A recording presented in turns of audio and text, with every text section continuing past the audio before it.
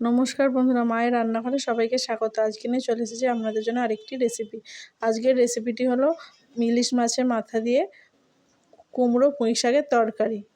এই তরকারিটি বানানোর জন্য আমি প্রথমে আগে ইলিশ মাছের মাথাগুলোকে নুন হলুদ মাখিয়ে ভেজে নেব সর্ষের তেলে। এরপরে সর্ষের তেল কড়াইতে আবার দিয়ে তেজপাতা, শুকনো লঙ্কা আর 5 ফোড়ন দিয়ে নাড়াচাড়া করে দিয়ে দেবো পেঁয়াজ কুচি আর আদা বাটা।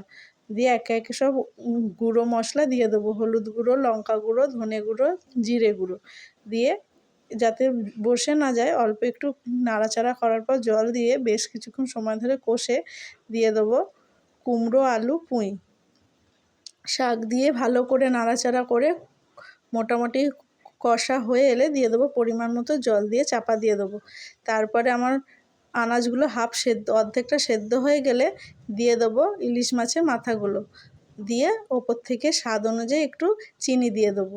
আর মাথাগুলো কিন্তু কড়াইতে দেওয়ার পর ভালো করে ভেঙে দিতে হবে। ব্যাস তৈরি হয়ে গেল